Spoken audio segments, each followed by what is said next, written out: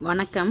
நம்ம நெக்ஸ்ட்டு பார்க்க போகிறது பார்த்திங்கன்னா 13th டிசைன். நம்ம என்ன பண்ண போகிறோன்றதை சைடில் ஆட் பண்ணுறேன் பாருங்கள்.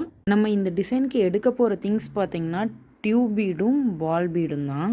ஃபஸ்ட்டு பார்த்திங்கன்னா நீடில் கீழேருந்து மேலே எடுத்து